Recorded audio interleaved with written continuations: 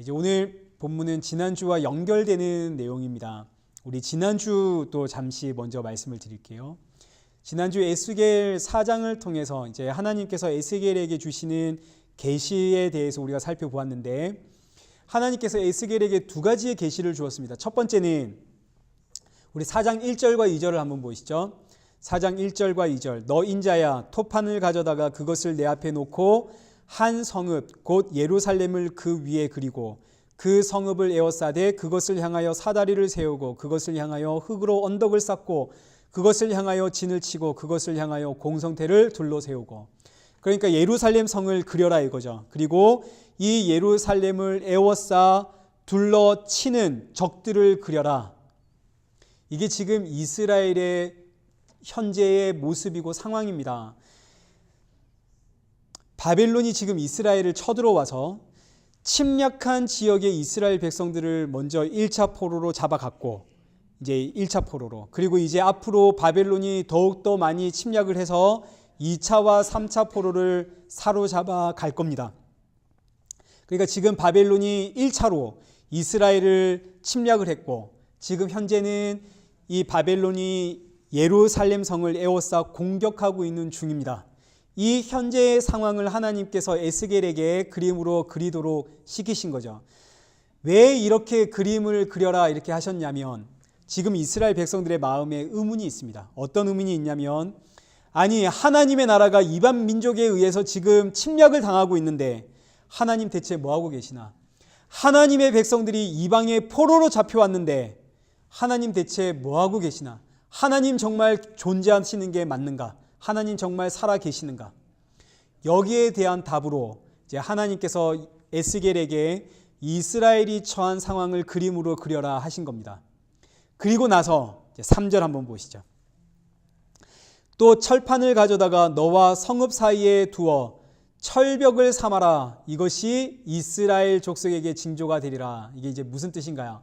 우리 지난주에 이미 다 살펴보았지만 이 말씀은 하나님과 예루살렘 사이에 지금 철벽이 가로막고 있다, 이런 이야기입니다. 이스라엘 백성들의 의문은 대체 하나님 뭐 하시나? 하나님의 대답은 나와 너희 사이에 철벽이 가로막고 있다. 하나님과 나 사이에 가로막고 있는 이 철벽은 뭡니까? 이 철벽은 죄죠. 그래서 우리 이사야 59장 1절에 여호와의 손이 짧아 구원하지 못하심도 아니요 여호와의 귀가 둔하여 듣지 못하심도 아니라 오직 너희의 죄악이 너희와 너희 하나님 사이를 갈라놓았고 너희의 죄가 하나님의 얼굴을 가리워서 너희의 말을 듣지 못하게 하심이라. 하나님과 나 사이에 가로막혀 있는 담은 죄입니다. 우리가 이렇게 고통스러워하고 있는데, 우리가 이렇게 침략을 당하고 있는데 하나님 대체 뭐 하십니까? 여기에 대한 하나님의 대답은 너의 죄로 인해서 너의 죄가 너와 나 사이를 가로막고 있다. 그리고 나서 이어지는 내용이 이제 오늘 본문의 이야기입니다. 오늘 본문 5장. 자, 보시죠. 죄의 문제를 해결하지 못하면 어떻게 되나요? 이스라엘 백성들이 죄의 문제를 해결하지 못하면 어떻게 됩니까? 죄의 삭은 사망이죠. 이스라엘 백성들이 죄의 문제를 지금 해결하지 못하면 사망입니다. 죽는 겁니다. 지금은 하나님 대체 뭐 하십니까? 하고 하나님께 원망할 때가 아니죠. 지금은 죄의 문제를 해결해야 할 때입니다. 죄의 문제를 해결하지 못하면 5장 1절부터 보시죠. 너 인자야, 너는 날카로운 칼을 가져다가 삭도로 삼아 내 머리털과 수염을 깎아서 저울로 달아 나누라.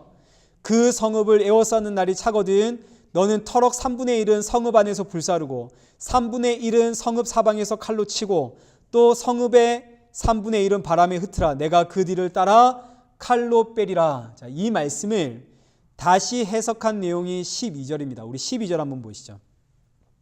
12절. 너희 가운데에서 3분의 1은 전염병으로 죽고 기근으로 멸망할 것이요 3분의 1은 사방에서 칼로 엎드러질 것이며 3분의 1은 내가 사방에 흩어버린 후에 뒤를 따라가며 칼로 빼어 죽이리라. 그러니 보시죠. 살자가 있나요, 없나요? 3분의 1, 세 등분을 나눠서 이 3분의 1은 전염병에 기근에 의해 죽고 3분의 1은 칼에 의해서 죽고 3분의 1은 흩어놓은 다음에 뒤를 따라가면서 하나님이 다 죽인다 하십니다. 살 자가 없죠. 그러니 지금 죄의 문제를 해결하지 못하면 이렇게 끔찍한 방법으로 죽는다는 이야기입니다. 그러니 빨리 지금 시급한 문제는 뭘 해결해야 하나요? 죄의 문제를 빨리 해결해야 되는 거죠. 지금은 하나님 왜 이렇게 하십니까? 대체 하나님의 뜻은 뭡니까? 내가 이렇게 힘든데 하나님 어디서 뭐 하십니까? 지금은 이렇게 질문할 때가 아닙니다. 지금은 뭐 할 때인가요? 죄의 문제를 해결해야 할 때인 거죠. 마찬가지로 오늘날에도 죄의 삭슨 사망입니다. 이 진리는 변하지가 않습니다. 그러니 지금 우리는 내가 죄인이라는 사실을 알고 이 죄의 문제를 어떻게 해결해야 하는가, 이걸 지금 우리는 고민하고 연구하고 이 문제를 해결해야 되는데, 오늘날 너무나 많은 분들이 내가 죄인이라는 사실을 인정하기보다는, 이걸 깨닫고 이해하기보다는 계속 논쟁을 하려고 합니다. 하나님 왜 이렇게 하실까? 이거 참 내가 이해가 안 되네. 하나님의 뜻은 뭘까? 성경은 지금 왜 이렇게 이야기하고 있는가? 내가 지금 이 모양인데 하나님 어디에 계시나? 이게 지금 선악과를 먹어서 선과 악을 판단하고 있는 내가 하나님이 되어버린 사람들의 모습입니다. 내가 선과 악을 판단하는 하나님이 되어버렸기 때문에 계속 하나님이 하시는 일들을 내가 판단하고 사사건건 내가 구분하고 이해내려고 하는 거죠. 난 이해가 안 되네. 그게 대체 무슨 이야기야? 하나님 대체 왜 이렇게 하시나? 여기에 대해서 성경의 대답은 뭐냐면 죄의 삭슨 사망이다. 지금 너 판단할 때니? 지금 너 판단하고 연구하고 고민하다가 너 죽는다. 죄의 삭슨 사망이다. 지금 이 이야기를 하고 있는 거죠.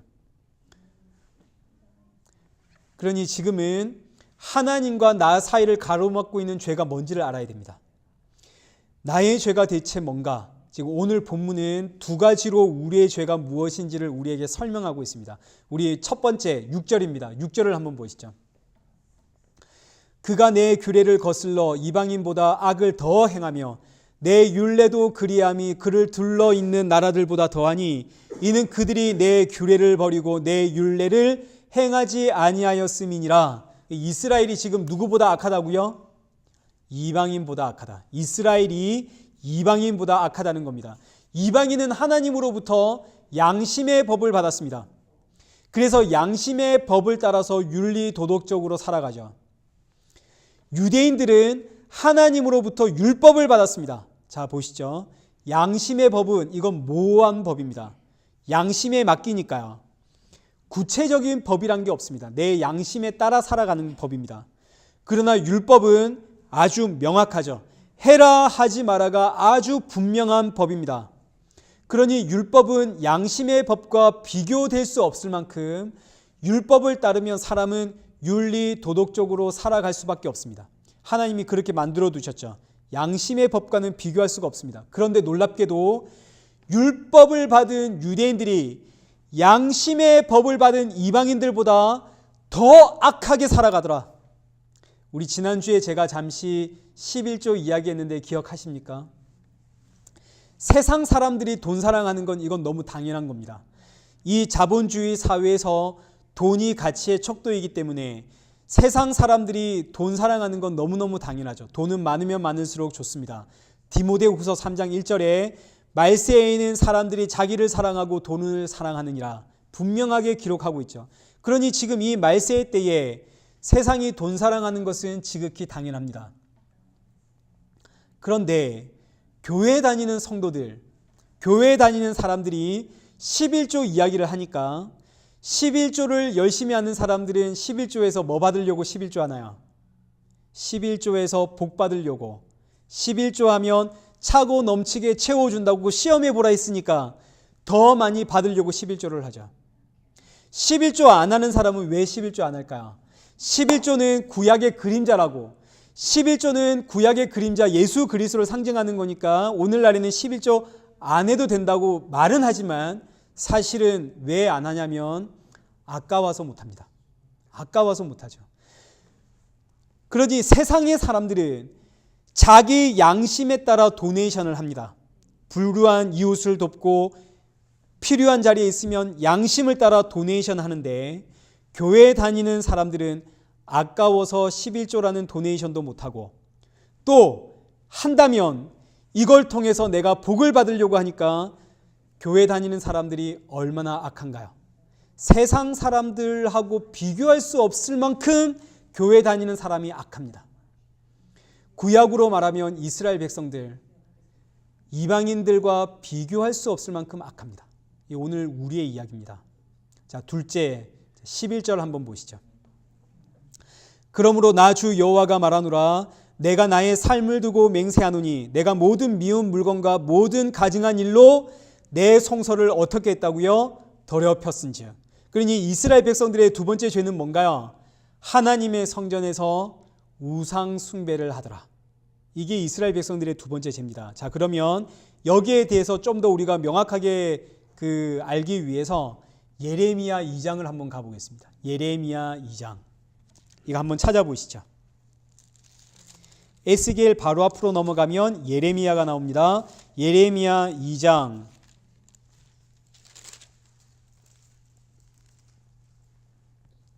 10절에서 12절 말씀을 함께 보겠습니다. 아니, 10절에서 11절입니다. 제가 읽게요. 너희는 깊딘 섬들에 건너가 보며 게달에도 사람을 보내 이 같은 일이 있었는지 자세히 살펴보라. 어느 나라가 그들의 신들을 신 아닌 것과 바꾼 일이 있느냐? 그러나 나의 백성은 그의 영광을 무익한 것과 바꾸었도다. 그러니까 이방인들은 자신의 신을 바꾸지 않는다는 이야기입니다. 내가 바알을 섬기면 끝까지 바알만 섬기고, 우리가 아세라를 섬기면 끝까지 아세라만 섬긴다 이거죠. 이방의 신들은 전부 사람들이 만들어냈습니다. 나무, 철, 돌 이런 것들로 다 만들어냈죠. 그런데 이렇게 만들어낸 것도 우리의 신이라고 이 이방인들은 자기들의 신을 얼마나 끔찍하게 사랑하는지 모릅니다. 그래서 하나님이 이스라엘 백성들에게 다른 나라 가서 한번 봐봐라 이거죠. 가봐라. 누가 너희처럼 신들을 바꾸면서 섬기고 있는지 한번 가서 봐라 이겁니다. 자, 그럼 이걸 이제 오늘식으로 한번 바꿔볼까요? 세상 사람들의 신이 뭡니까? 세상 사람들은 자기가 신입니다. 선악과 먹고 난 이후로 내가 신이죠. 내가 신이니까 나를 끔찍하게 사랑합니다. 그리고 또 세상 사람들은 뭐가 신인가요? 만모니즘, 물질, 돈이 신이죠. 이게 자기 신입니다. 우상입니다. 그러니 얼마나 끔찍히 자기를 사랑하고 얼마나 끔찍히 돈 사랑하는지 모릅니다. 이 신, 세상 사람들 절대로 다른 것과 안 바꿉니다. 이들은 초지일간 이 신 딱 붙잡고 살아가죠. 얼마나 사랑하는지 절대 안 바꾸죠. 그런데 오늘 교회 다니는 예수를 믿는다는 이제 우리 성도를 한번 보십시오. 말은 예수님 너무너무 사랑합니다. 말은 하나님 사랑합니다. 이야기하지만 얼마나 자기 사랑하고 얼마나 돈 사랑하고 있는지 기가 막힌 이야기죠. 세상보다 더 악하다 이 이야기입니다. 세상보다 더 우상 숭배하고 있다는 이야기죠. 세상은 신을 바꾸지 않습니다. 항상 자기 사랑하고 있으니까요. 바꾸지 않습니다. 교회 다니는 사람은 예수님을 믿는다 해놓고 늘 바꾸죠. 늘 바꾸고 있는 교회 다니는 사람이 얼마나 악한지 세상과 비교할 수도 없고 얼마나 우상을 숭배하고 있는지 세상과 비교할 수 없다는 이야기입니다. 그래서 하나님이 심판을 하시는데 방금 보았듯이 우리 12절 내가 3분의 1은 전염병으로 죽이고 3분의 1은 칼로 죽이고 3분의 1은 사방으로 흩은 후에 내가 뒤를 따라가며 죽이겠다. 그리고 나서 13절 한번 보시죠. 이와 같이 한즉 내 노가 다한즉 그들을 향한 내 분이 풀려서 내 마음이 가라앉으리라. 세상에 하나님께서 이스라엘 백성들, 이 악한 이스라엘 백성들, 교회에 다니는 사람들을 이렇게 심판해야만 하나님께서 자기 마음의 분이 풀리신답니다. 자, 그러면 이때 하나님의 영, 성령이 우리 안에 역사하지 않으면 이런 말씀 앞에 우리는 어이가 없습니다. 세상에 이런 하나님을 내가 믿어야 한단 말인가? 그래서 교회 역사 2세기 때에 마르시온이라고 하는 이단이 나와가지고 이런 이단은 지금도 있습니다. 지금도 있는데 이 이단들이 하는 말이 구약의 하나님은 믿을 수가 없다 이거죠. 구약의 하나님은 살인하는 하나님, 복수하는 하나님, 편협한 하나님, 진노하는 하나님, 이런 하나님은 우리가 믿을 수 없다. 그래서 구약 성경은 없애야 한다, 폐기해야 된다, 이런 이단들이 있습니다. 지금도 있습니다. 성령이 우리 안에 들어와 역사하면 지금 이 말씀 앞에 우리는 아멘 하게 되어집니다. 왜요? 모든 성경은 누구를 증거하고 있나요? 예수님을 증거하고 있죠. 그래서 모든 분이 풀릴 때까지 노하겠다라고 하는 하나님의 이 말씀과 이 모습 앞에서 우리는 누구를 보게 되냐면 예수님을 보게 되어집니다. 그래서 우리는 이 말씀 앞에 예, 맞습니다. 주께서 나를 심판하심이 마땅합니다. 저는 이렇게 진멸되어야 마땅합니다. 저는 이렇게 늘 왔다 갔다 하며 세상보다 더 우상 숭배하는, 세상은 자기라는 신 바꾸지 않는데 나는 늘 신을 바꾸는, 저는 너무너무 악한 존재입니다. 저는 심판받아 마땅합니다. 그런데 이런 나를 살리려 예수님이 죽으셨습니다. 이게 보이는 거죠. 그래서 이게 오늘의 결론입니다. 다시 에스겔 4장으로 가는 거죠. 그래서 에스겔 4장과 5장은 같은 이야기이고 결론은 에스겔 4장 4절입니다. 그래서 에스겔 4장 4절 보시죠. 하나님께서 에스겔에게 이렇게 말씀을 하시는 겁니다. 4절, 너는 왼쪽으로 누워 이스라엘 족속의 죄악을 어떻게 해라고요? 짊어져라. 6절도 보시죠. 너는 오른쪽으로 누워 유다 족속의 죄악을 어떻게 하라? 짊어져라. 우리 지난주에 보았듯이 이 에스겔, 이 선지자는 누구의 모형입니까? 예수님의 모형입니다. 너는 이스라엘의 죄악을 짊어져라. 그래서 오늘 본문 5장 13절에 이와 같이 내 노가 다한즉 그들을 향한 내 분이 풀려서, 그럼 이제 하나님의 이 분노를 지금 누가 짊어졌다는 이야기인가요? 예수님이 짊어졌습니다. 날 향해 쏟아져야 하는 저 끔찍한 죄악들이 누구 위에 쏟아졌다고요?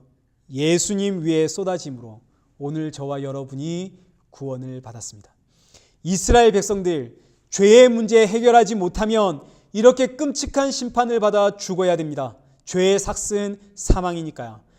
창세기부터 말라기까지 구약 성경의 전체의 이야기는 이스라엘 백성이라는 이 나라를 통해서 이스라엘 백성이 죄의 문제를 해결했다고요? 못했다고요? 이스라엘 백성들은 죄의 문제 해결하지 못했죠. 이게 창세기부터 말라기까지 구약 전체의 이야기입니다. 사람은 죄의 문제를 해결할 방법이 없더라. 그래서 하나님의 진노를 피할 방법이 없더라. 이게 구약 성경 전체의 이야기입니다. 그러니 오늘 말씀을 통해서 우리는 다시 한번 나의 구원자가 예수님이라는 사실을 우리는 이걸 발견해야지. 아, 맞아. 죄 짓지 말자. 하나님의 말씀대로 우리 살아가자. 이렇게 나오면 안 되는 거죠. 하나님의 말씀대로 살아서 성공한 사람이 있다고요? 없다고요? 그런 사람은 없습니다. 죄 짓지 말자 해서 성공한 사람이 있다고요? 없다고요? 그런 사람은 존재하지 않습니다. 구약 성경 전체가 이야기하고 있는 거죠. 성공할 수가 없습니다. 그러니 사랑하는 성도 여러분, 예수님 믿으십시오. 세상 사랑하고 돈을 사랑하고 나를 사랑하는 나의 이 악함을 보면서 나의 이 악함으로 인해 하나님과 나 사이에 거대한 장벽이 생겼는데 이 죄의 장벽, 이 막힌 담을 허무신 예수 그리스도를 믿는 믿음 구하며 살아야 되는 겁니다. 그래서 사도 바울이 에베소서 2장 12절, 우리 에베소서 2장 12절 우리 한번 찾아보십시다. 마지막입니다.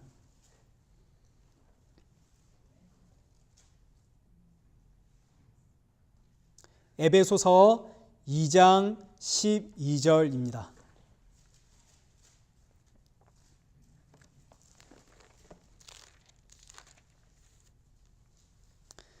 (12절부터) (14절까지) 우리 이 말씀을 눈으로 깊이 한번 보시며 찾아가 보시죠. 에베소서 2장 12절부터 14절. 에베소서 2장 12절. 그때에 우리는 그리스도 밖에 있었고 이스라엘 나라 밖의 사람이라. 약속의 언약들에 대하여는 외인이요 세상에서 소망이 없고 하나님도 없는 자이더니 이제는 전에 멀리 있던 너희가 그리스도 예수 안에서 그리스도의 피로 가까워졌느니라. 그는 우리의 화평이신지라. 둘로 하나를 만드사 원수된 것 곧 중간에 막힌 담을 자기 육체로 허무시고. 예수님이 허무셨습니다.